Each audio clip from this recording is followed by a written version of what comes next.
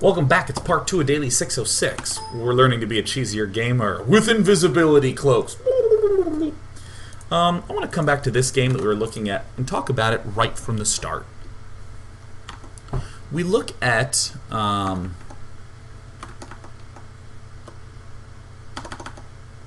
it is.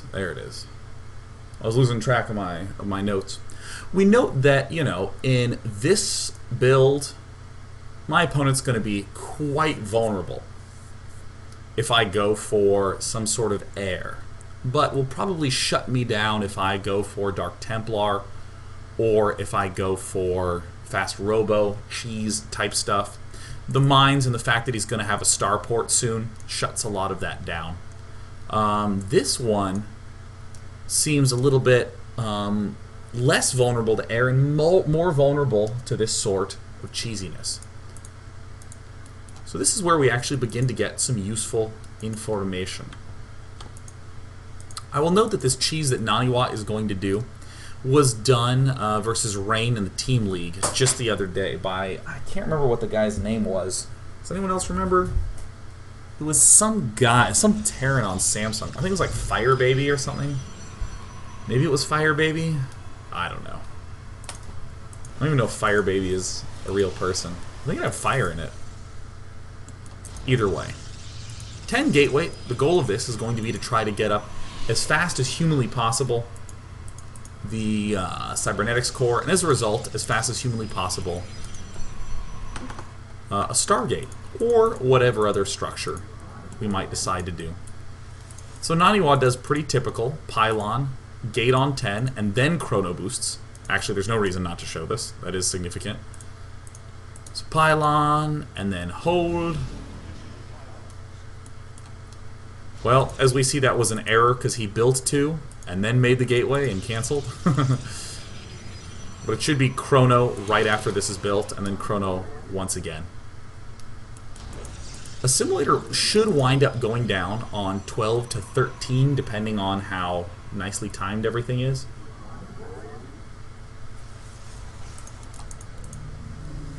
But yeah, the cybernetics core will go down on 15. Probe number 13 ends up scouting out and about. Gas comes up on 16. Just non-stop probe production. Only 2 chrono boosts are spent on this Nexus. Everything else is just saved on up. So the proxy pylon goes down, and in this position we're seeing that indeed we don't actually have enough opportunity to scout what it is he's doing. You might say, okay, well, I can send this probe in and see what he's doing up at his front and then pull back again, but that's a little bit overambitious. We really do need as many probes mining as long as possible. And we might ask ourselves the question, is this vulnerable? Thanks to our timing sheet, we know that if he was a Command Center first Terran, only at 4:15 will he'll have 1 Marine and his 2 racks will be done. Or if he's going Reaper, his Reaper will have just popped out, and that's it. And indeed we see the Reaper has just popped out, and that's it. This is an incredibly, incredibly safe, protected Stargate. It's protected via timing.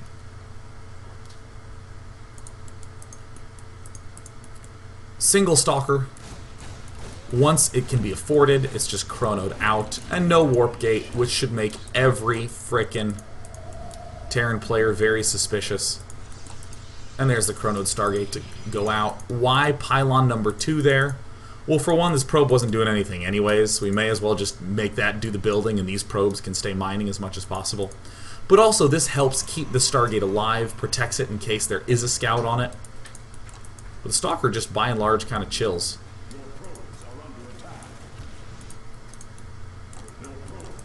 And off to the races. Stalker did not go out very far. Reaper is getting 3 kills. But it's pretty straightforward cheese at this point in time. So, we've now found this timing. We've exploited it. What next? So, Naniwa, I think, is going to do everything rather straightforwardly. Just try to pick off what he can. This reactor is a huge target because once it's down, it's 1 Marine every about 30 seconds. versus 1 Void Ray about every 40 seconds.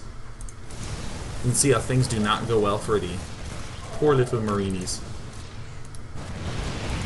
So I think what begins to hurt Naniwa is that he's not keeping his Void Rays together. Obviously the control's a little bit more difficult. But I think more importantly, any messed up formation in the Marines is much easier to exploit when the Void Rays are together. So for instance, this simple formation, one Marine ahead of the other, this one can be picked off quite easily.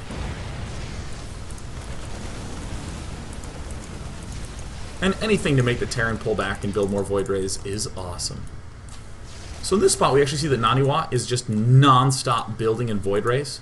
He should be slowly getting additional money, just due to the fact that he lost these probes at the start is really hurting him. Look at that, 5 workers killed off. He actually only has 13 right now, so I mean, if the Stalker had done a slightly better job protecting these probes, he would have only lost, say, 1, maybe 2 from this. But as a result, Naniwa can really only continue to build Void Rays. And in a little bit, Naniwa will in fact not quite be able to break through this and will be forced out. This Mothership Core should be coming out a lot earlier. But again, those probes were killed off, so the money's just not there. Slightly messed formation. No big deal, easy to pick off. See how good this is? This is such a strong timing. Just by looking at this little chart and saying, gosh, man, there's some big vulnerabilities like here and like here. And what happens if we scouted our opponent and saw that he was going 1 bunker with some Marines? Well, hell, we could just stock up some Void Rays. We could just go into the main anyways. There's a lot of options. Still, our opponent won't have much, and we can take him out. But this is the sort of thing where we see how close this was. I'm going to go to the 6-minute mark. This is when the Void Ray came in. And I'm going to go ahead to the 10-minute mark. Things are still looking very scary for Lucifron. This is how you know when you've hit a really good timing. When it's not like just waltzing in with a whole bunch of units and, oh, you had the defense up that was created and it doesn't work and it's done. It's a whole window of possibility. So in this game, Naniwa just barely didn't take it out. And as we can see, by 12 minutes, Lucifron is going to be in a clear lead. 30 workers to 15. Warp Gate research hasn't been started. And it's going to be a pretty clear win for Lucifron there. And that was actually wound up being the first game in their series.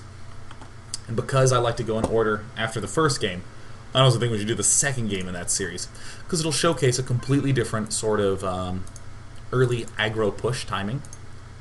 Where was it? It was Group F. There it is. Completely different type of push, built upon a completely different type of timing, that will still be quite strong. So, alright, excellent. We now we have some really simple timings that we've written down based upon just looking at 2 games, nothing more. I could maybe look at 3 or 4, and I might have some other strats and their timings and whatnot. But for now, just 2, more than enough for me to, you know, show the point in this daily, and more than enough for you to begin having something to work with. So we're seeing things. I think the biggest thing for me is that Stim is not done with this early expanding Terran. Stim is not done until, like, what, 10 minutes here and 9 minutes here. There's another key bit of timing. 2 medevacs done at around 9:30. 2 medevacs done at around 10 minutes. So in fact, up until, let's just broadly say, up until 9 minutes, what can he defend himself with? Up until 9 minutes, well, he's not going to defend it with some nice stim units. He's not going to defend it with healing. He's probably going to be defending with no upgrade Marines, maybe Marauders. Mines are also a possibility. But I will still come back to this simple observation. Some Marines with no mines, or very few Marines with mines. It should be pretty obvious before that point. He either has a lot of mines and almost no marines, or he has a lot of marines and almost no mines. And this will bring us very simply to this next game, where Naniwa, again, knows his timings in and out. But also, on this map, this is a very wide open entrance. It's very, very difficult to defend. We can just begin with that. So, maybe something that can bust fronts is going to be a reasonable option. Now time for some build orders that everyone knows are strong, and yet nobody really does that much anymore. Much more standard build coming up from the King of the North, Naniwa. Oops, my colors are messed up. There we go. 13 gateway, expected typical standard timing. Probe moves out. Somewhat of an unusual atypical timing. What on earth is this probe trying to scout? Well, as we get to here, we note, well, it's before 3:30, so he can't have his Reaper done by any means. In fact, it's unlikely for him to have many units out. Actually, just broadly, any race shouldn't really have units out before 3 minutes. It's like quite difficult. So Lucifron checks around here, sees the Reaper. This could be a fast expand. This could be very fast mine. And you might ask the question, well, gosh, what happens if he goes for really fast mine drops? I'll just go ahead and tell you that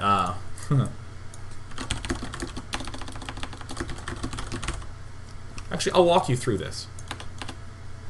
You have this, and you're watching the strategy, and you say, well, what happens if he does a really fast mine drop? Well, you can go into single player, you can try to get mines really fast, and then you can see that this is about when that mine plus drop plus stuff happens. This is ultra fast. This is like gas first. In other builds,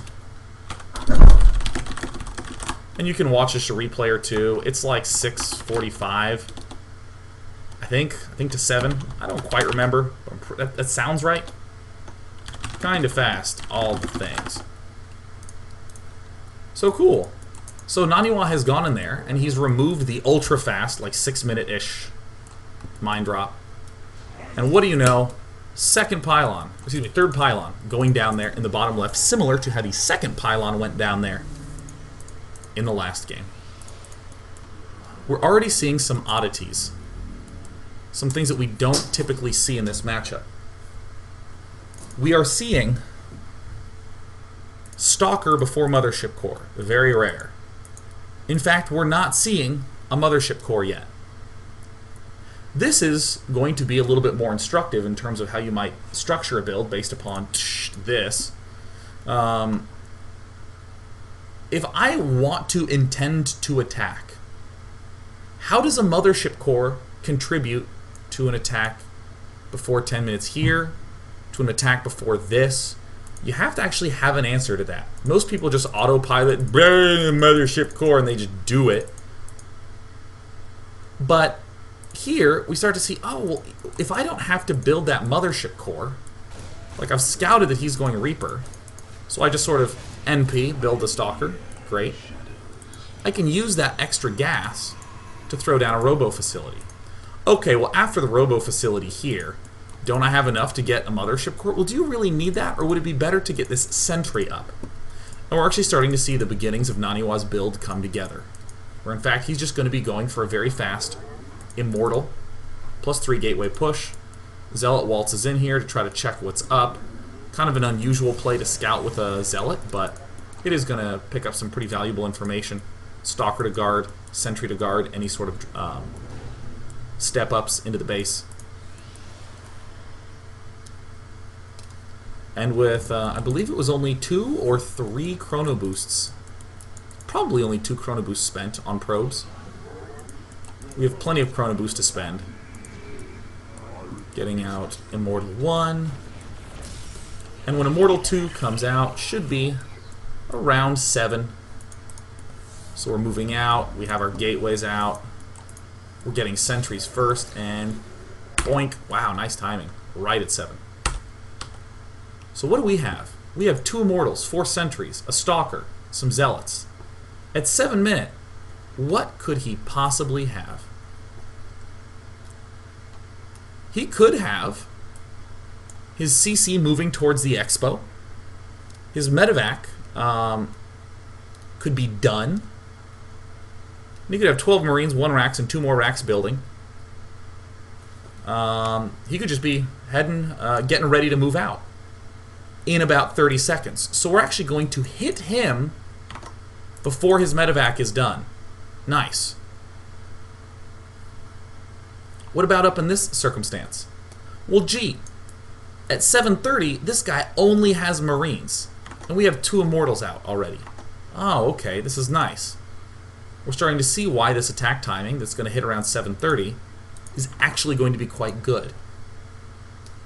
And we're a little worried about, what about this kind of normal speed fast mine drop? Well, we're actually going to hit him right around the time when he would get his starport medevac out and begin pushing. So in fact, we hit this right when the mine dropping guy wants to be attacking us. So perfect. We defend against this. We defend against this thing by virtue of attacking.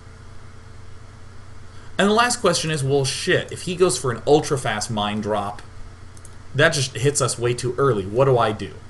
Well, no problem. Naniwa sent a probe scout out at 2 minutes. They got into the guy's base a minute later and saw that, in fact, no ultra-fast factory was happening. Ta-da! Cool.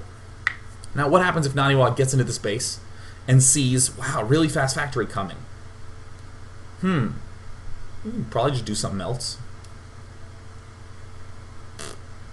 Probably what I would do is keep my units back, build some extra.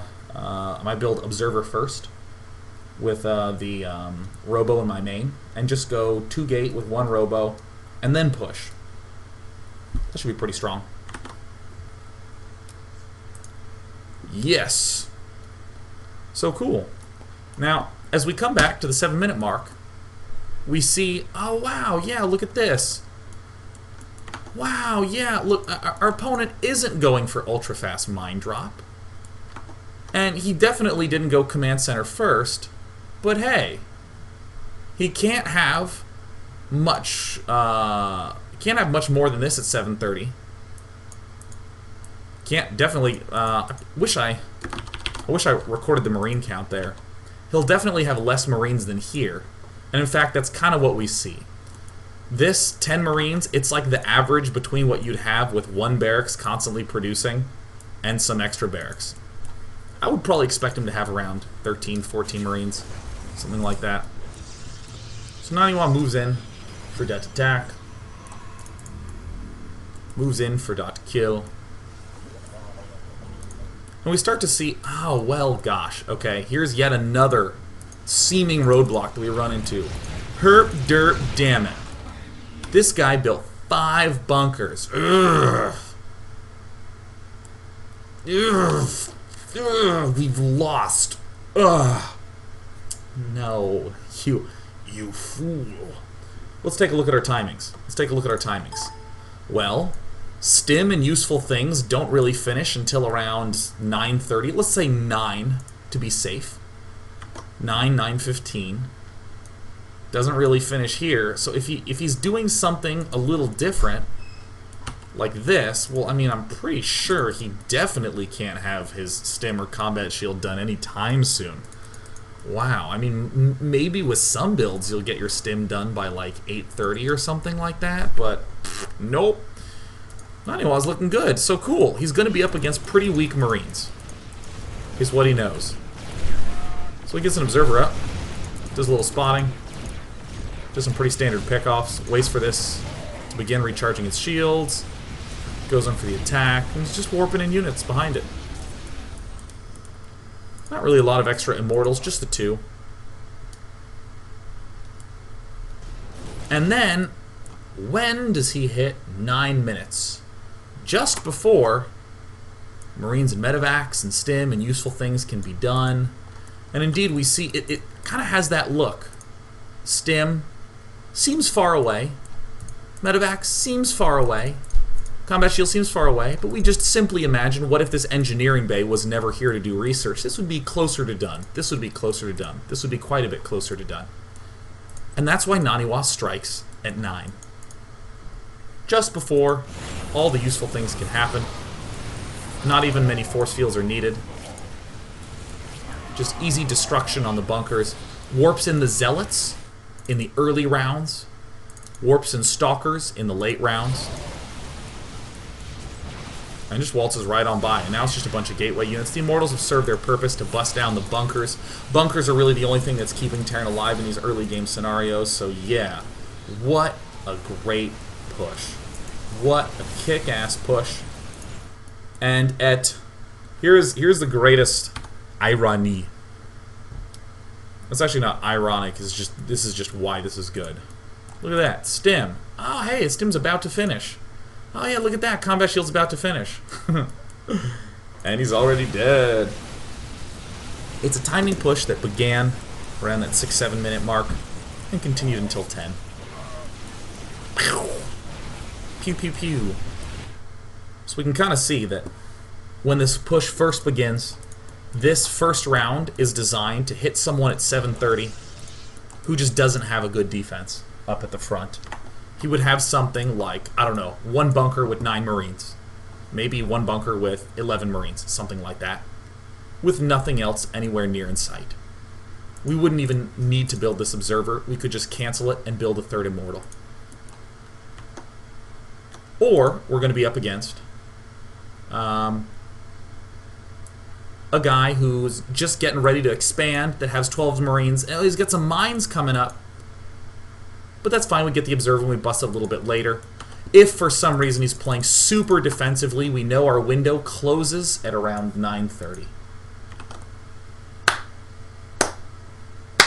Now, when we come back for part 3, we're going to take these logics and we're going to step into a kind of interesting game that's not going to be all straight cheese. It's instead just going to be an early expand into 4-gate play. Now, if I can manipulate my encoder without flashing everyone, that would be cool. Stay tuned, because part 3 is coming up.